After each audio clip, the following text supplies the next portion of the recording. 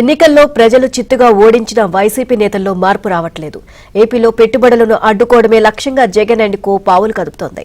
తమ పత్రికలు, టీవీల్లో అసత్యాలు ప్రచారం చేస్తూ పైశాచిక ఆనందాన్ని పొందుతోంది.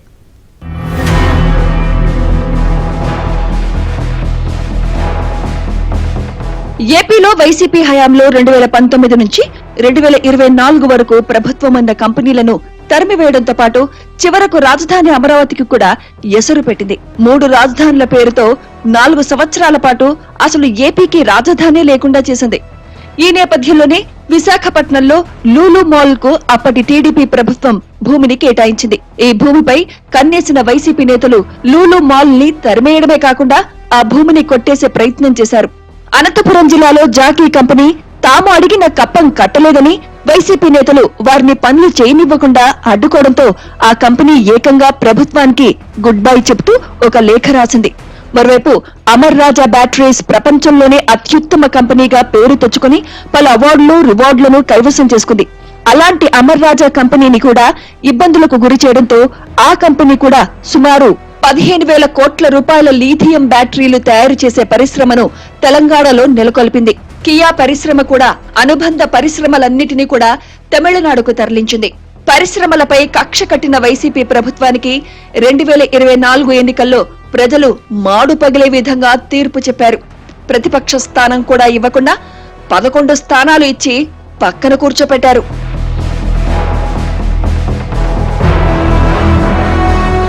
కూటమి ప్రభుత్వం అధికారంలోకి వచ్చిన తర్వాత పరిశ్రమల కోసం సీఎం చంద్రబాబు పలువురు పారిశ్రామికవేత్తలను ఏపీకి రావాలని ఆహ్వానిస్తున్నారు.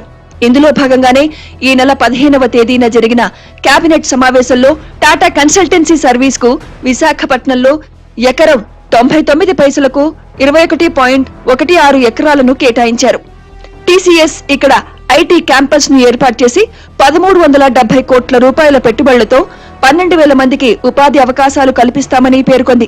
ప్రపంచ వ్యాప్తంగా పేరున్న టీసీఎస్ కంపెనీ తమ సంస్థను ఏర్పాటు చేస్తామంటే దేశంలోని మిగతా రాష్ట్రాలు కూడా ఇలానే భూమిని కేటాయించాయి. ఉర్సా క్లస్టర్స్ ప్రైవేట్ లిమిటెడ్ కు మధురవాడలోని ఐటీ సెజ్ లో 3.50 ఎకరాలు, కొప్పాలపాడులో 56.36 ఎకరాలను కేటాయించారు. అయితే ఉర్సా క్లస్టర్స్ ప్రైవేట్ లిమిటెడ్ కు ఉచితంగా భూమిని ఇచ్చారని, ఊరు పేరు లేని ఈ సంస్థకు ఉచితంగా భూమి ఎలా ఇస్తారని ప్రతిపక్షం పార్టీకి చెందిన పత్రిక ఒక వర్గం మీడియా విష ప్రచారాన్ని ప్రారంభించింది.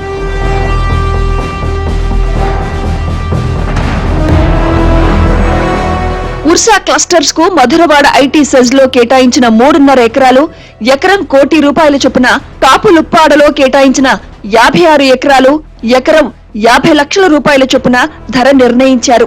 ఈ ధర చెల్లించడంతో పాటు ఉర్సా క్లస్టర్స్ యాజమాన్యం ఇచ్చిన డిపిఆర్ ను దశల వారీగా అమలు జరిపి ఉపాధి అవకాశాలు కల్పిస్తేనే భూమికి సంబంధించిన సేల్ డీడ్ అమల్లోకి వస్తుందని, లేని పక్షంలో రద్దు చేస్తామని కూడా ఒప్పందంలో పేర్కొన్నారు. ప్రపంచ స్థాయి డేటా సెంటర్లు, ఆర్టిఫిషియల్ ఇంటెలిజెన్స్ ఇన్ఫ్రాస్ట్రక్చర్ అభివృద్ధి ద్వారా ఉద్యోగ అవకాశాలు, ఆర్థిక వృద్ధిని సాధించాలనే లక్ష్యంతో సంస్థను ఏర్పాటు చేసినట్లు పేర్కొన్నారు.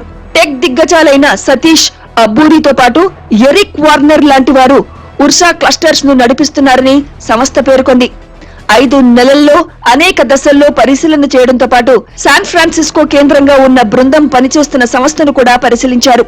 దీంతో పాటు ఉర్సా క్లస్టర్స్ లో డిపిఆర్ ప్రకారం జయశంకర్ తుళ్లూరు 2,584 కోట్లు, హరీష్ కోయ 924 కోట్లు, సతీష్ అబ్బూరి 62 కోట్లు, కౌశిక్ పెందుర్తి 191 కోట్ల రూపాయలు పెట్టుబడి పెడుతున్నట్లు ప్రాజెక్ట్ రిపోర్టులో పేర్కొన్నారు.